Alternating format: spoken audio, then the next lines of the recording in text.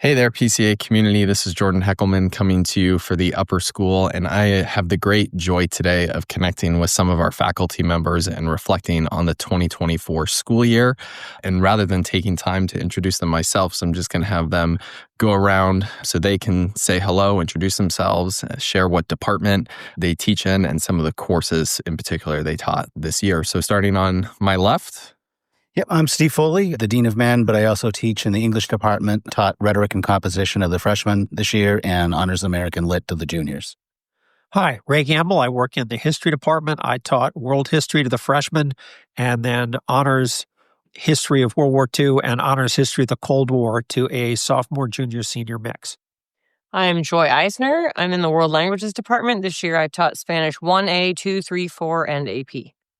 Hi, I'm Adam Abood from the Bible department, and I taught Old Testament to mostly freshmen. Also, I taught apocalyptic literature and biblical ethics. Excellent. Well, thank you all for being here today and joining me as we reflect on the year. I know last year, for the first time, Mr. Rooney sat down with many of you and just asked you some questions about how you saw your students grow this year in different ways. And I'd love to ask you again, are there any particular examples or instances of student growth that come to mind that you would like to share with our community? I can think of two. I had a student who was new to PCA, came from a homeschool environment, and particularly with writing, just came in pretty unsure of herself. But she ended up being one of the best performing students in the year and just grew in confidence and willingness to engage and do a little extra work outside of class, running papers by me consistently, and just showed a ton of growth and improvement. And I can think of another couple of examples of students who are very quiet by nature, and we do Socratic seminars 3-4 times a year, depending on the course. And the first go-around, they didn't contribute to the discussion, which made it very hard for them. But by the second one, third one that we did, they just were able to do a hard thing. And I'm not going to say that they love doing it, but they knew how to do it. They felt some success in overcoming kind of a fear, I think. And it's cool to see that kind of growth as well. Yeah, that's awesome. With those students in particular in the Socratic discussion, were there things that you did as a teacher that you think helped them become more comfortable? Or do you think it was just over time they became more comfortable as they got to know the class, their peers, and expectations? I think it's more the latter. I mean, I did talk to them after the first one to say, this is something we're going to have to work on. And I came up with an alternative assignment for the first one. But I said, this is part of the curriculum, and I know you can do it. I've taught you before, and I've seen you do it. So, it was really to their credit. They just dug in and did a hard thing. Yeah. Well, thank you for affirming them and, giving them a vote of confidence, saying that, hey, I know you have the ability, I know you're capable, and that you can step up and that you can do this. And I think that's one of the most powerful teaching tools that we have, is positively enforcing the skills, and the skills are the abilities that we see in each child. So thank you for doing that. I actually had a similar experience to Mr. Foley with my Socratic circle discussions in biblical ethics, where I saw a lot of the kids become more and more confident as the semester went on. And really in particular, one of our very last conversations, we had a purity discussion where we separated girls and guys, and I was with the guys, and just to hear them open up after I shared some of my story, just to hear them open up and take very seriously the topic and really show a desire to live pure lives and to live faithful lives in following Christ. What an incredible discussion it was, and time that we had to just talk, share, and pray together, which was really special. Yeah.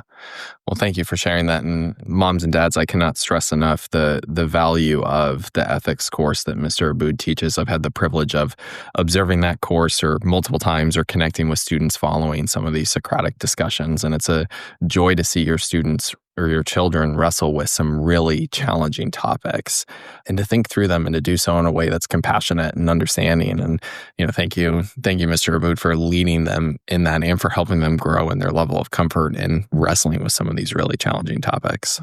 Sure. Well, I can think of a couple examples of growth, and one involves a young lady who I've had now 2 years in a row. And as a freshman, she stood out as being a very strong student on the objective material, the matching, the multiple choice, the fill in the blanks. But her writing was markedly less strong. And what's happened is in the second go-around, Now, her writing grew to the point that it was at the same level as her ability to handle the objective material.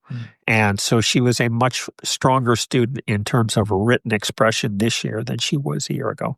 I had a freshman boy who grew dramatically across the course of the year. And I think a lot of that was engagement. Ancient history for him was dry and far away.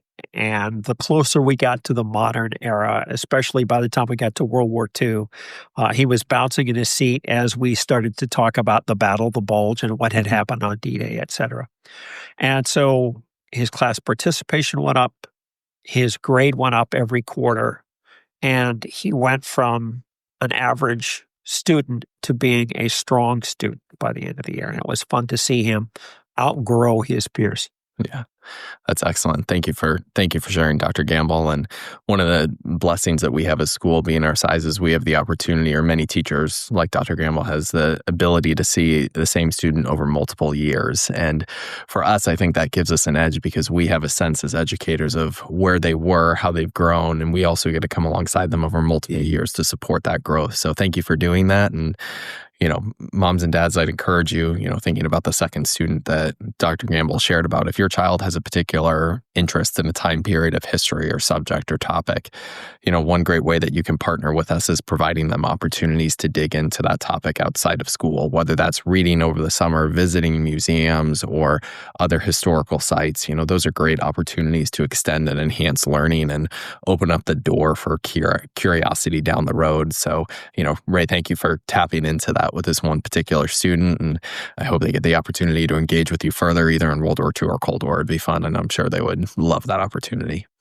I was actually going to say something very similar, that in world languages, I get to see them. I said I taught 1, 2, 3, 4, and AP, so I get to see the growth over the whole 4 or 5 years that they study, which is incredible to have them in the classroom going from barely being able to put a sentence together to writing articles all in Spanish about life under an authoritarian regime in the Spanish 4 class. But also similar to what Mr. Abood said, it's so fabulous when you have a unit about a difficult topic, like life under an authoritarian regime, or in our Spanish 3 curriculum, we cover immigration.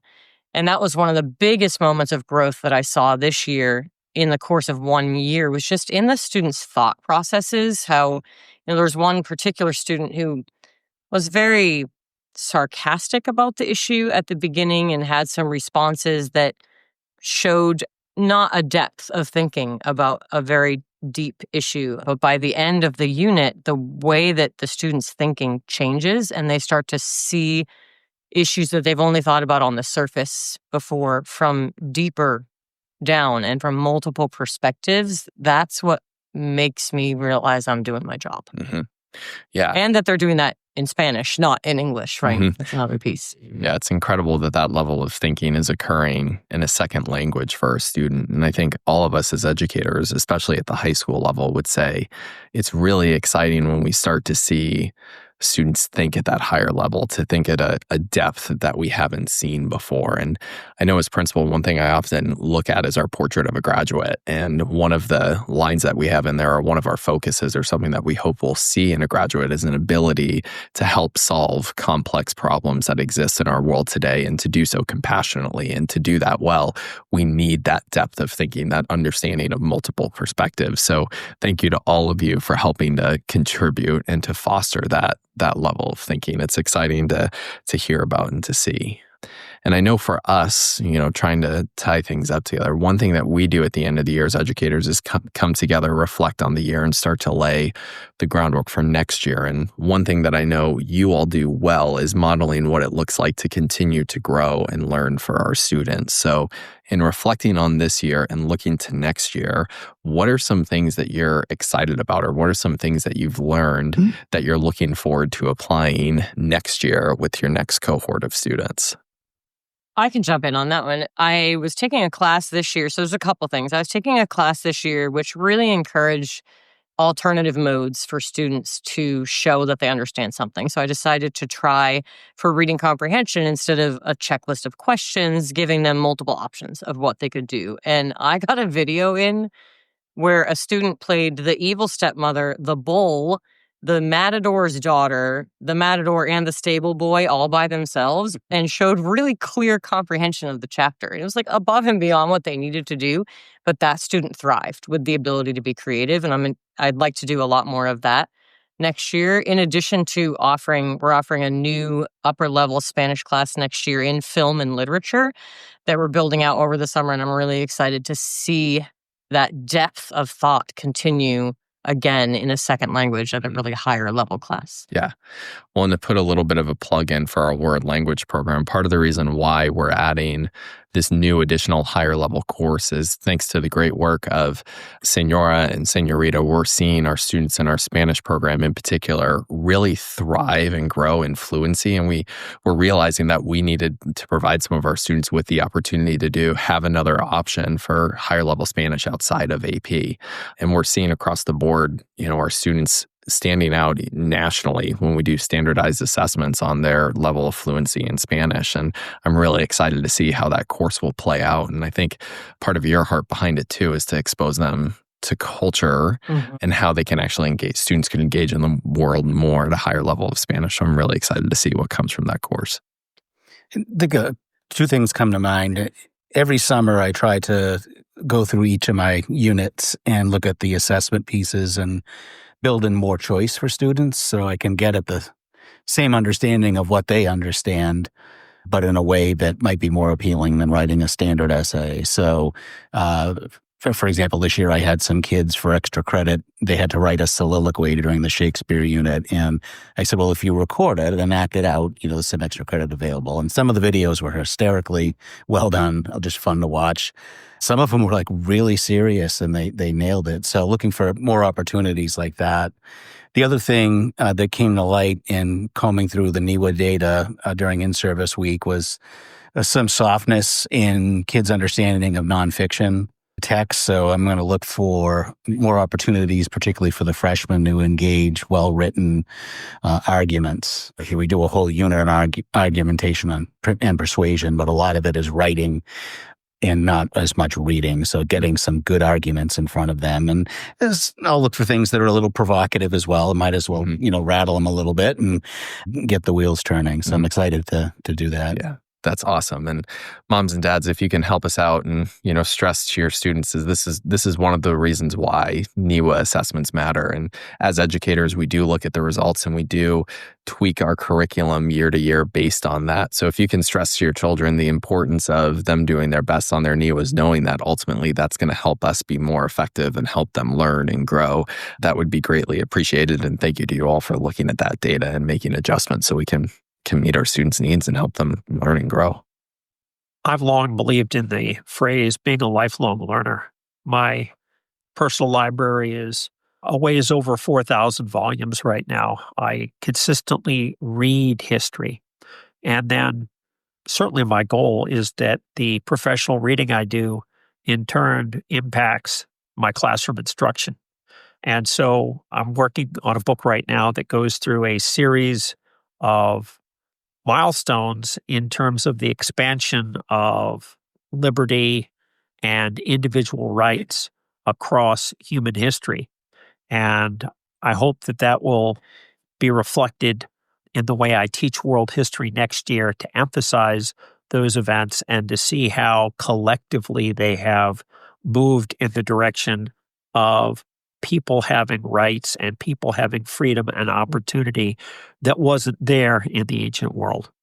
Excellent. Thank you for sharing. And for those of you in our community who are really interested in history, if you ever need a book recommendation, Dr. Gamble is the guy to ask. I look forward to our end of year meeting every year because he comes in with a list of books that he's read and how he intends to integrate what he's learned into the curriculum. And it's a huge blessing to me and our community. So thank you for sharing. And I'm excited to see how your learning there impacts the students next year.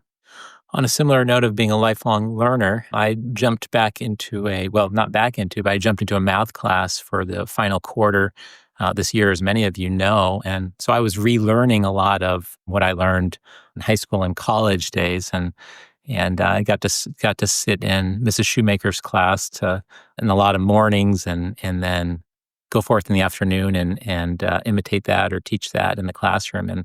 And it seems at this point that I'm going to be more in the math department this next year than this year. And so I'm really looking forward to teaching more math and brushing up on my math knowledge and skills, and also really trying to learn best practices for teaching math. So all of that's very exciting to me. I loved doing the math and walking alongside the students in the fourth quarter in the Algebra 2 class. Yeah. And I can't thank you enough this year for being willing to jump in and looking to next year, jumping in more so.